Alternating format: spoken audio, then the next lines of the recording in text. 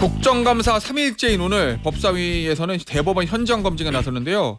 민주당은 어떤 준비를 하고 있는지 국회 법사위 소속이시죠? 더불어민주당 이성윤 의원 출연해서 이야기 나눠보도록 하겠습니다. 의원님 안녕하세요. 안녕하십니까. 반갑습니다. 반갑습니다, 의원님. 국감 중이라서 바쁘실 텐데 오늘 대법원도 가셔야 되는데 그래도 감사합니다. SBS에서는 나와야지 않겠습니까? 아이고 감사합니다, 의원님. 지난주에 나왔을 때 SBS 시청자로부터 격려 전화를 받아서 그러세요? SBS는 앞으로 꼭 나가겠다 이렇게 말했습니다.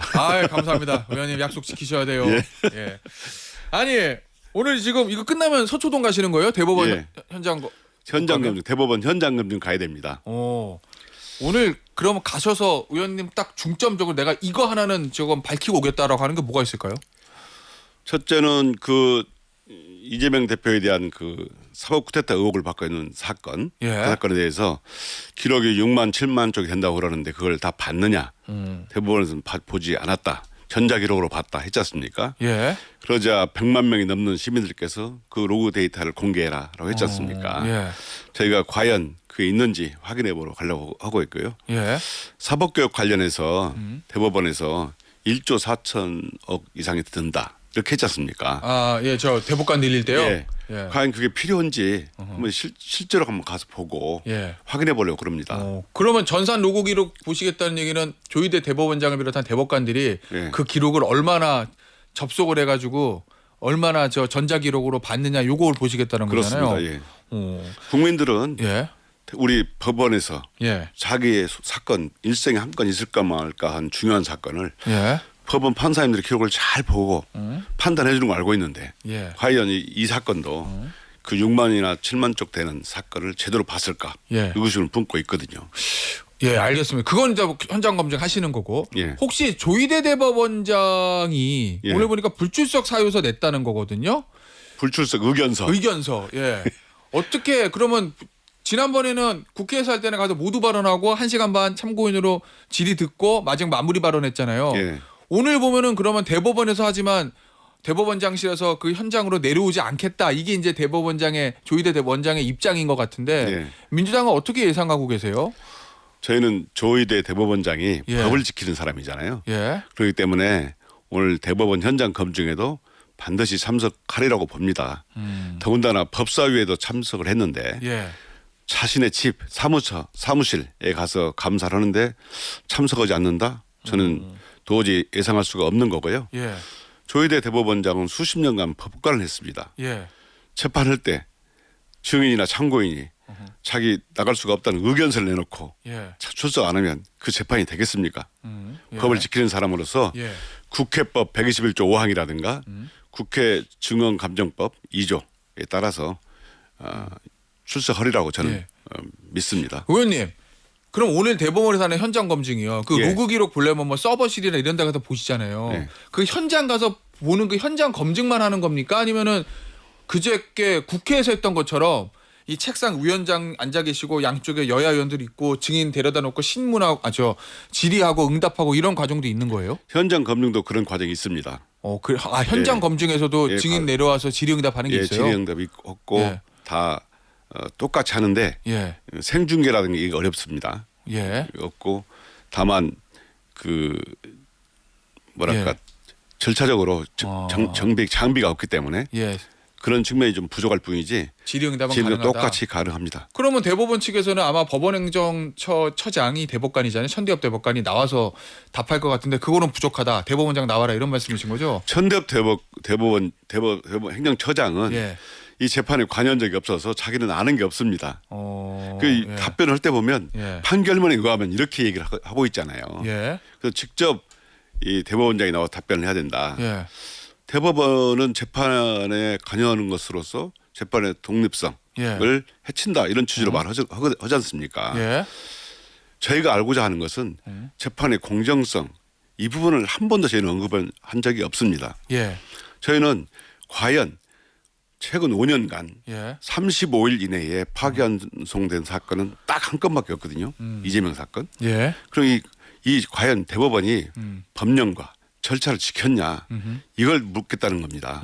그렇기 때문에 법원도 여기에 따라야 한다고 생각합니다. 자 그러면 오늘 조희대 대법원장을 현장 검증에 안 나올 거로 이제 의견을 밝혔잖아요.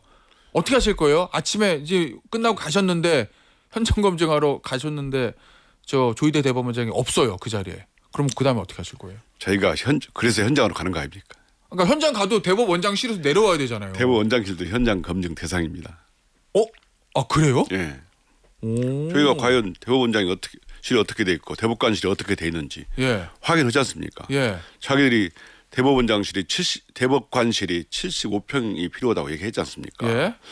이거는 과거에 아시다시피 수사기록, 재판기록을 쌓아놨을 때 75평이지 지금 다 전자화되어 있잖아요.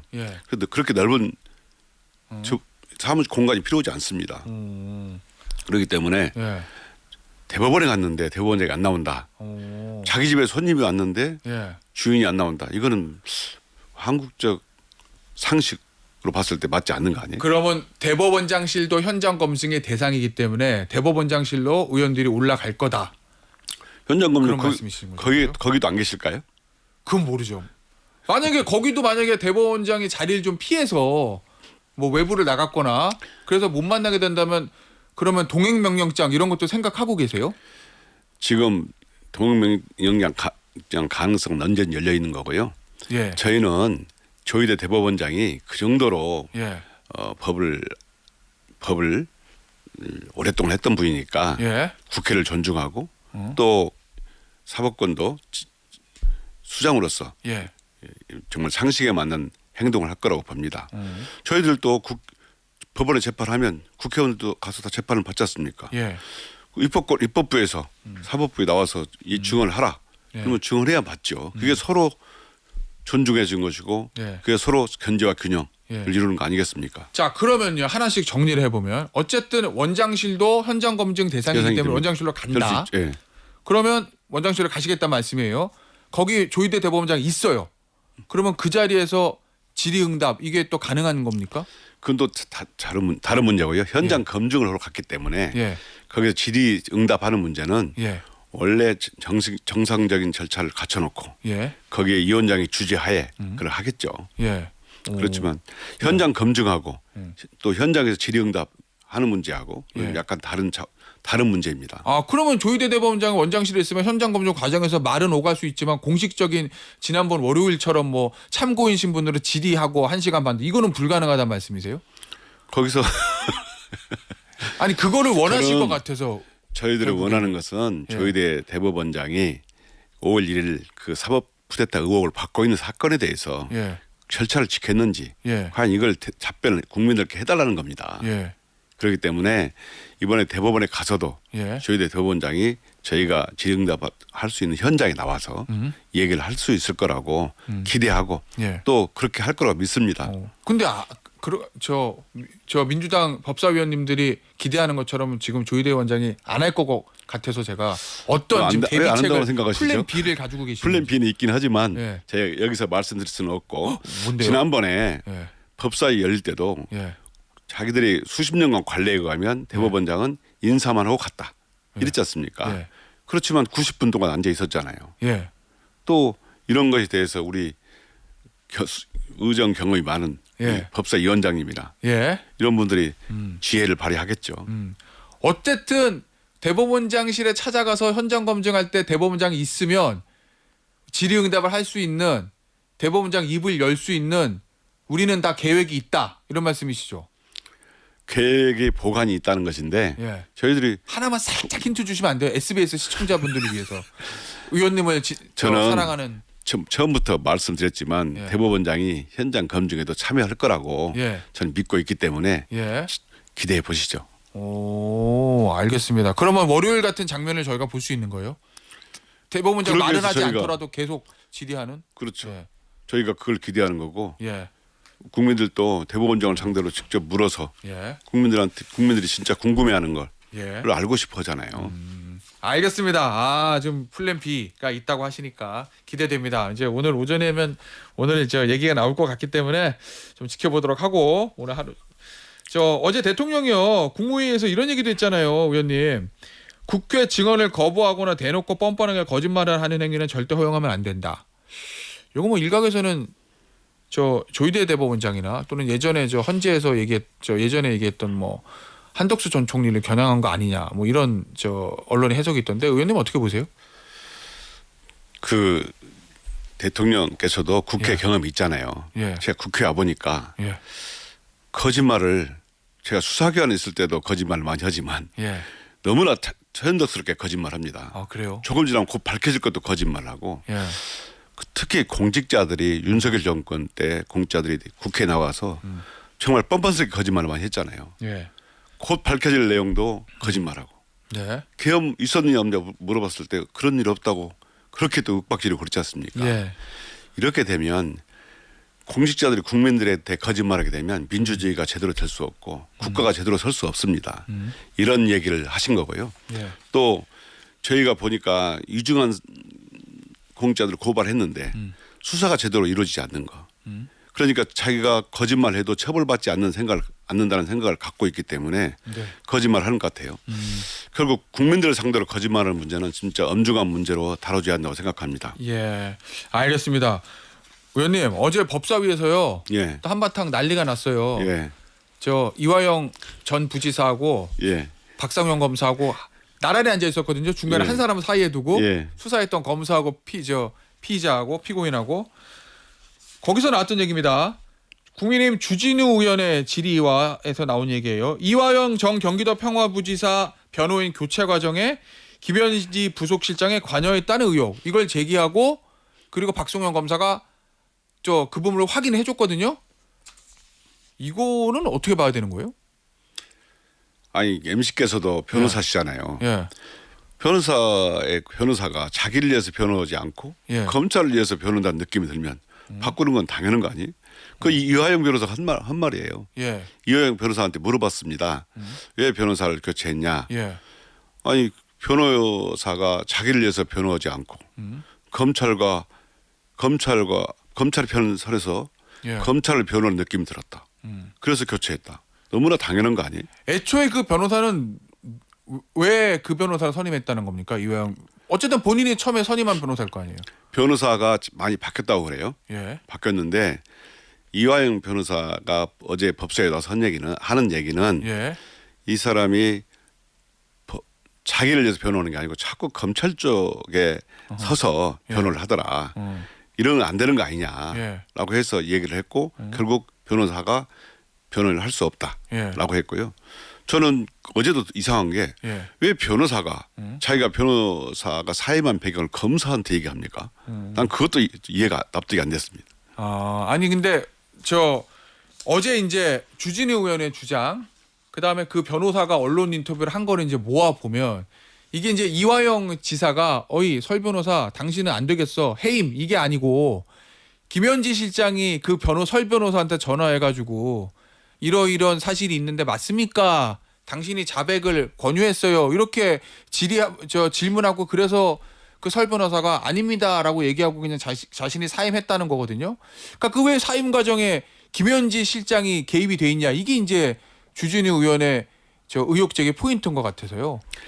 변호인 선임 과정은 아시다시피 여러 사람이 관여하고 또 어떻게 선임 과정은 저희가 알 수는 없지만 적어도 당사자 변호인을 선임한 사람이 이렇게 얘기하는 걸 비대하는 거 아니에요? 저는 선임한 당사자가 당신이 검찰 편이지 내 편 아니냐. 그래서 나 당신 변호사로 할 수 없어라고 했으면 그게 끝이지.